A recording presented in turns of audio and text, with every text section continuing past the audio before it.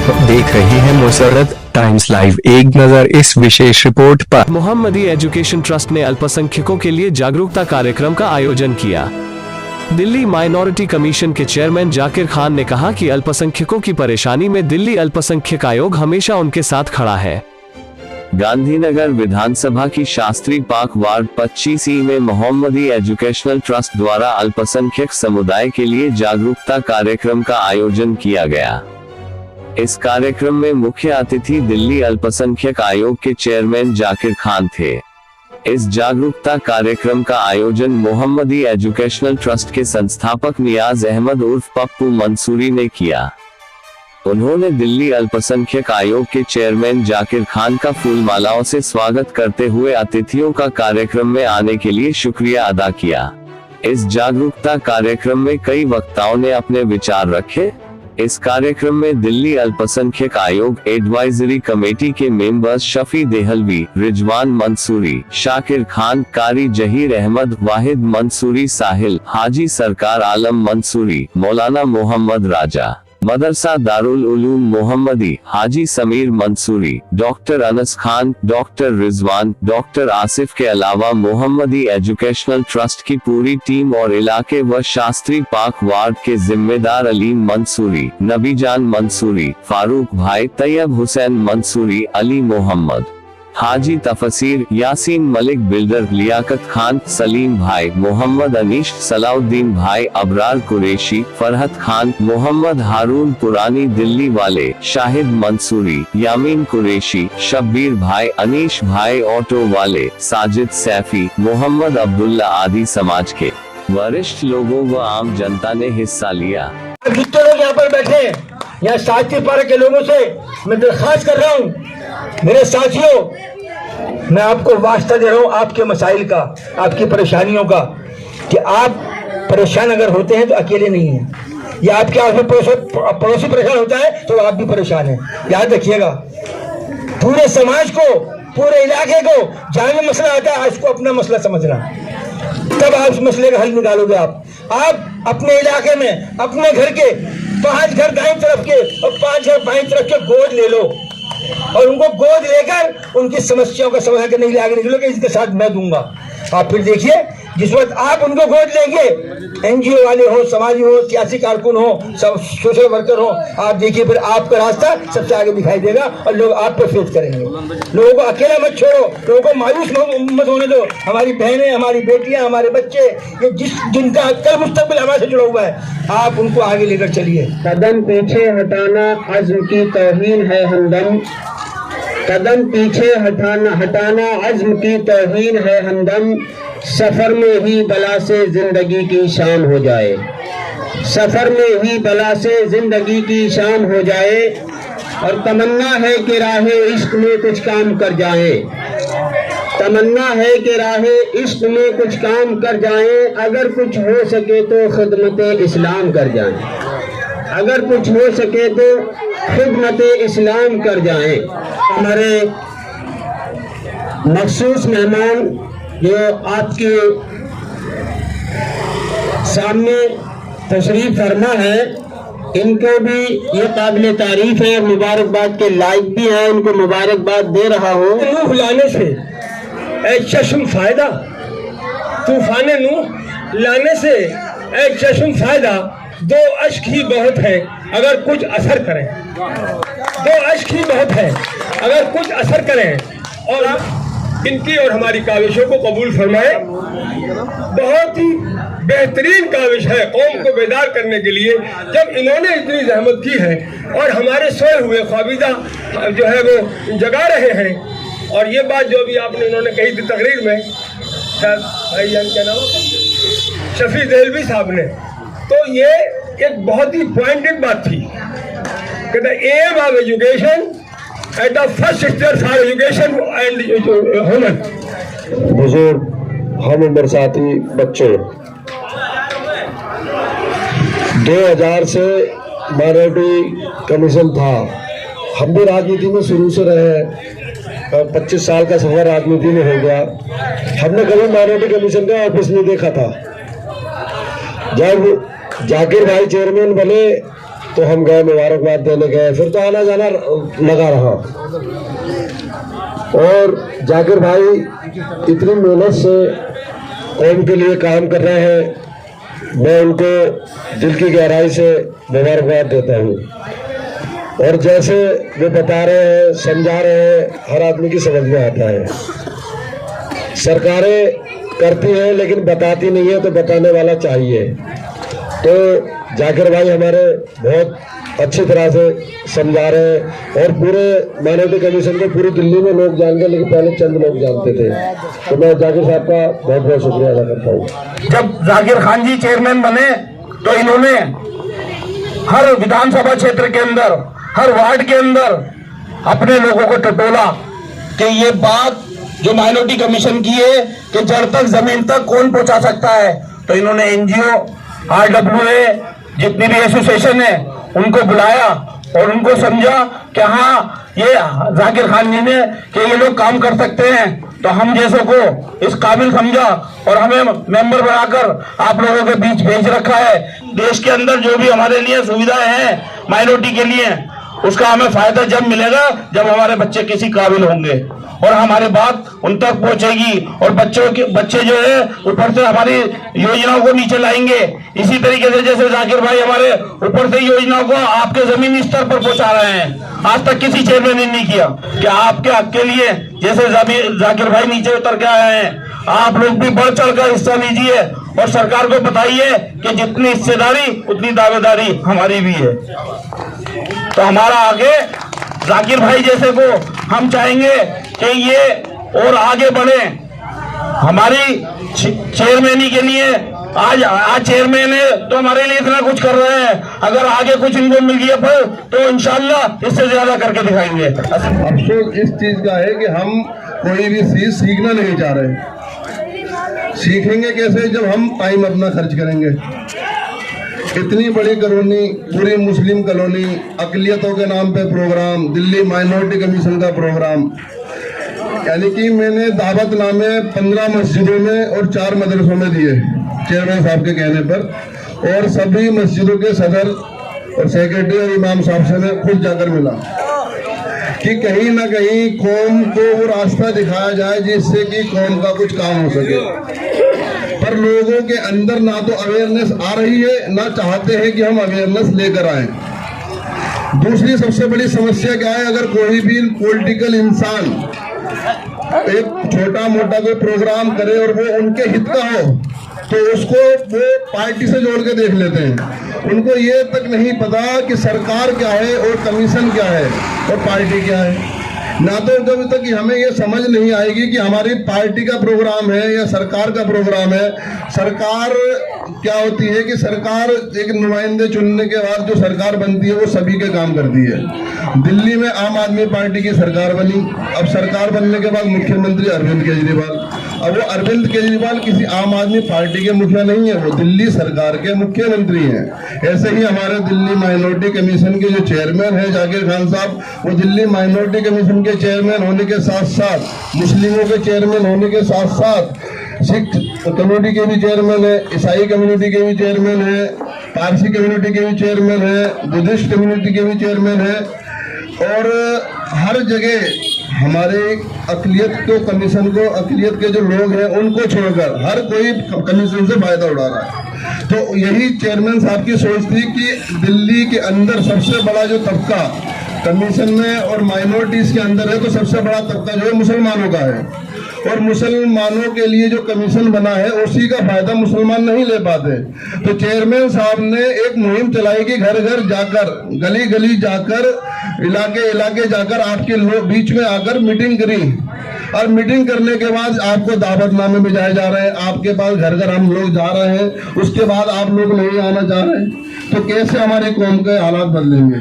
तो मेरी आप सब लोगों से बस यही इल्तजा है और यही है कि भाई कम से कम अपने आने वाले बच्चों के भविष्य के बारे में सोचें, उनकी एजुकेशन के बारे में सोचें, उनके किरदार के बारे में सोचें, क्या उनका भविष्य होगा, क्या किरदार होगा।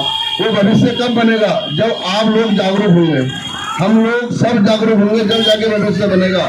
एक अकेला कुछ नहीं कर सकता। जाकिर साहब अकेले चेयरमैन है, इसकी आँख खान नाक हम सब एडवाइजरी मेंबर है। हम सबके एडवाइजरी मेंबर की जो काम करने का तरीका है वो सब आप लोगों से मिलेगा।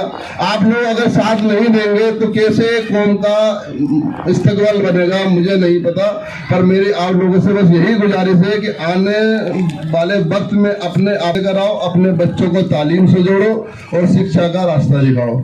ठीक है। आप सभी को बहुत ही विस्तार के साथ में कमीशन के बारे में बताया गया है।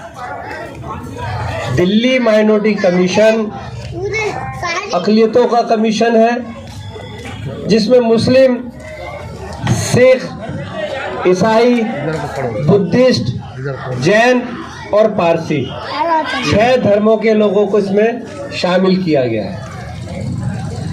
दिल्ली माइनॉरिटी कमीशन आपकी हिफाजत के लिए है, आपकी तरक्की के लिए है कि आपको किसी भी तरीके की कोई परेशानी हो जिसका हल आपको मिलना मुश्किल हो, तो वो कमीशन में आके उसके बारे में आप चर्चा कर सकते हैं। आपको किसी तरीके की कानूनी सहायता चाहिए तो आप कमीशन का दरवाजे पे आ सकते हैं।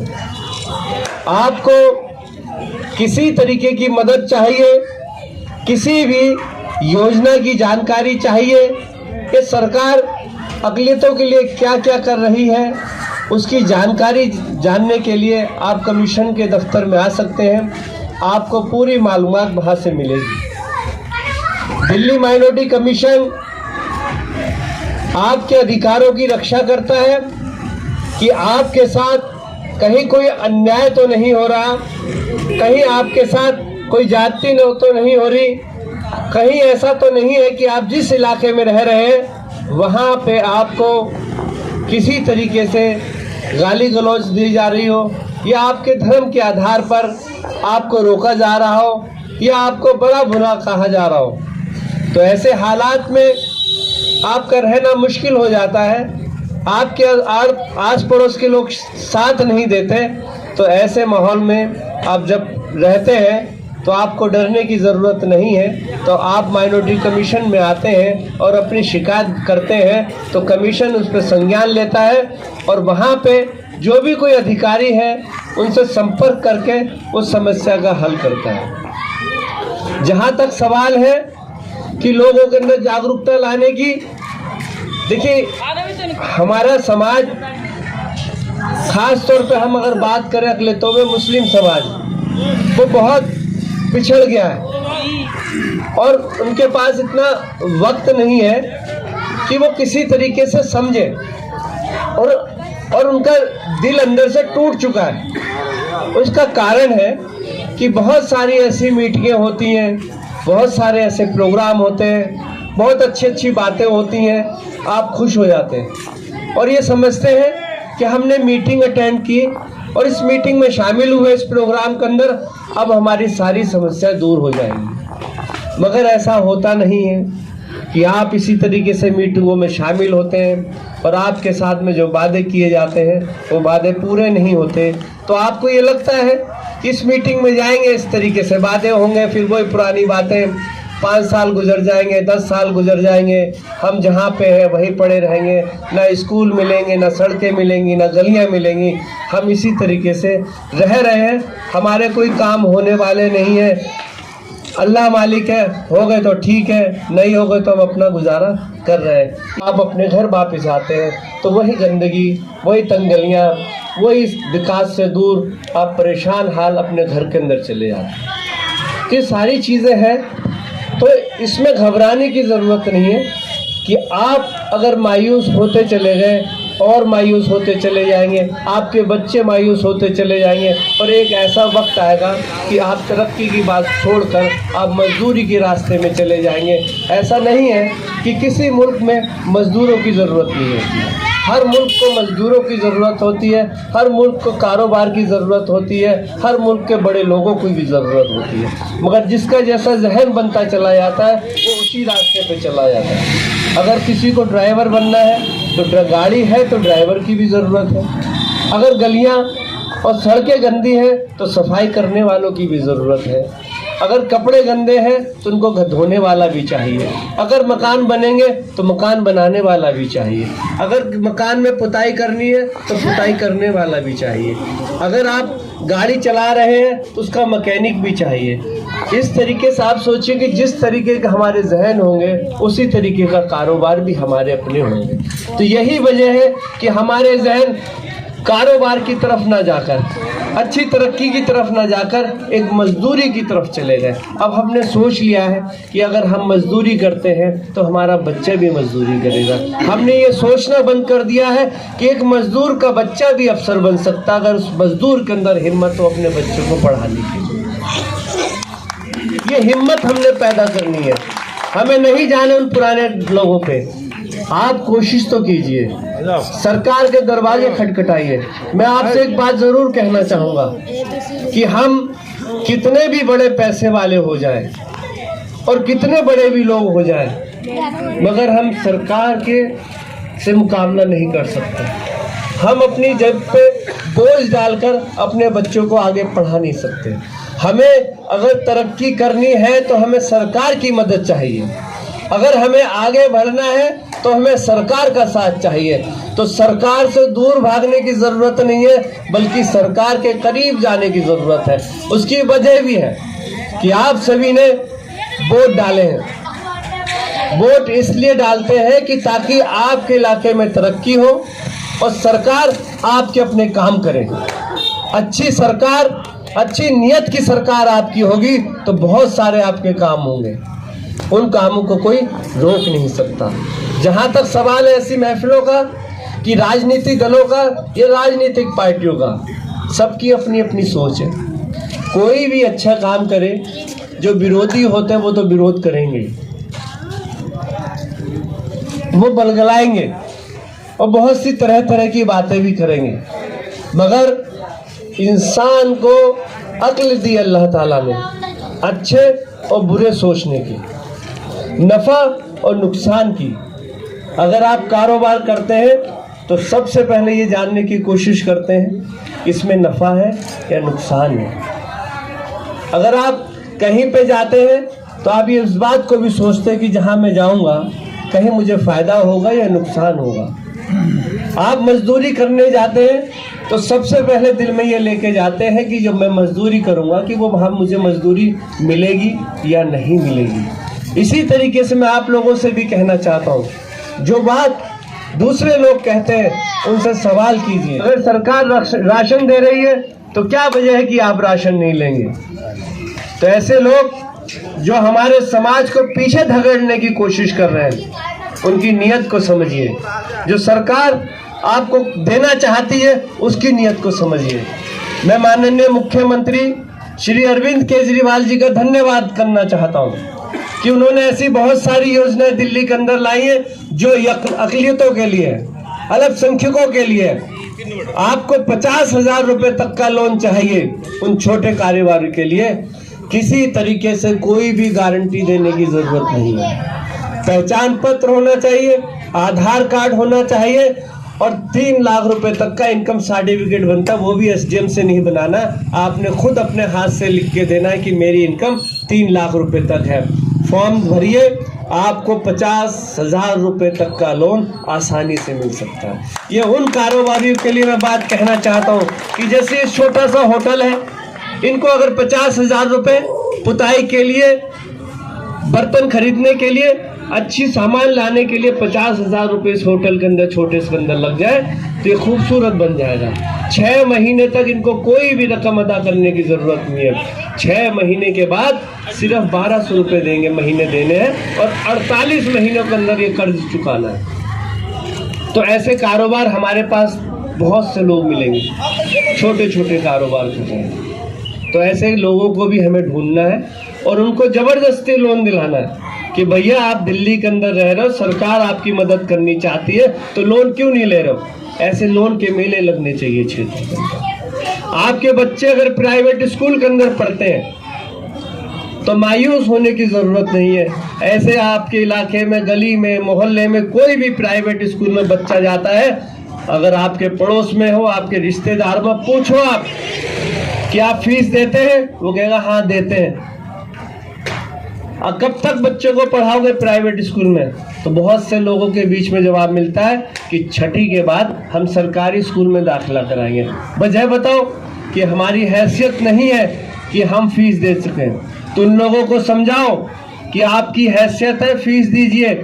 इस हैसियत को मजबूत सरकार करेगी। जितना भी पैसा आप स्कूल के अंदर जमा करेंगे, 48,000 रुपए तक उस बच्चे के माता पिता के खाते में वापिस आ जाते हैं साल के आखिर। कोचिंग सेंटर, ऐसे बहुत सारी चीजें हैं जो हमारे बच्चों को भी नहीं मालूम और हमें भी नहीं मालूम, और यही वजह है कि हम पिछड़ते जा रहे हैं। सरकार आपको देना चाहती, आपके इलाके में सड़क नहीं बन रही तो आप कमीशन में आइए ना। आपके इलाके में कुछ डिस्पेंसरी की ज़रूरत है, हॉस्पिटल की ज़रूरत है, किसी चीज़ की भी ज़रूरत है तो कमीशन का काम है कि उन इलाकों को ढूंढना जहाँ पे माइनॉरिटीज़ के लोग रहते हैं, अक़लियतों के लोग रहते हैं, कि वहाँ पे नज़र रखनी कि इस इलाके में तरक्की क्यों नहीं हो रही है, इस इलाके के अंदर सुविधा क्यों नहीं है। तो कमीशन उस पर रिपोर्ट तैयार करता है और सरकार को प्रस्तुत करता है, और सरकार उसको संज्ञान में लेके उस इलाके में तरक्की करते हैं, उस इलाके में वो सुविधा देती है। यह आपके लिए कानून है। छोटी छोटी मीटिंगों से बहुत फायदे हैं। यहाँ पे जरूरी नहीं है कि हम 50 लोग हो, 100 हो, 200 हो, 1000 हो। जरूरत यह है कि आपके बीच में से भी 2 लोग भी समझ गए और 2 लोगों ने ये कहा कि मेरे इलाके में हम समझ गए हैं, आप हमारे इलाके में लोन मेला लगाइए, हम यहाँ पे बैठेंगे, गरीब और मजदूर लोगों को लोन दिलाएंगे। अगर 2 आदमी ने भी ये समझ लिया, समझ ली ये मीटिंग सफल हो गई। 2 लोगों ने भी ये समझ लिया कि हमने ये कोशिश करनी है कि प्राइवेट स्कूल में बच्चे जो पढ़ते हैं उनकी फीस वापसी दिलानी है। तो कसम से आप समझिए कि इस शास्त्री पार्क के इलाके में जितने बच्चे पढ़ रहे होंगे तो ज़्यादा से ज़्यादा नहीं, कम से कम 50% बच्चों के भी हमने पैसे वापस दिला दिए। तो समझ लो उनके माँ बाप का जो हाथ है और मजबूत हो जाएगा। अगर उनके साल के 48,000 रुपये, 50,000 रुपये भी आपने बचवा दिए तो वो कहीं ना कहीं किसी न किसी जगह अपने काम में ला सकते हैं। ये कमीशन का काम है। कमीशन को आप समझे, कमीशन का आप साथ दें। गली में, मोहल्ले में जहां मेरी ज़रूरत पड़े समझाने के लिए मैं वहां जाने को तैयार हूँ। आप बहुत सारी ऐसी चीज़ें हम जो सरकार के साथ में मिलकर जो सुविधाएं हम वो आपको देना चाहते हैं। ये रोड बड़ा है, मैं चाहता हूँ कि यह रोड के सरकार जो हॉस्पिटल्स हैं उनके पास बहुत बड़ी बड़ी गाड़ियाँ होती हैं, उनके अंदर एक्सरे मशीन भी होती है, उसके अंदर आपका मेडिकल का सामान भी होता है। तो सरकार आपके इलाकों में वो गाड़ियाँ भेजती है ताकि आपके इलाके में जो बीमारी से जूझ रहे हैं उनका चेकअप फ्री में हो। आप यहाँ मेडिकल कैंप लगाइए। टीबी के अगर कोई मरीज़ है उनके लिए हम यहाँ गाड़ी लाके खड़ी कर देंगे, एक्सरे मशीन भी होगी। आप ऐसे मरीज़ को यहाँ लाइए ताकि वो उन लोगों को देख सके और आपको अपॉइंटमेंट देंगे वो यहाँ के, कि अगर आपके अंदर ये बीमारी है, पर्चा बनाएंगे और कहेंगे आइए हॉस्पिटल में आइए, हम आपको अपॉइंटमेंट देते हैं, हम आपको देखेंगे।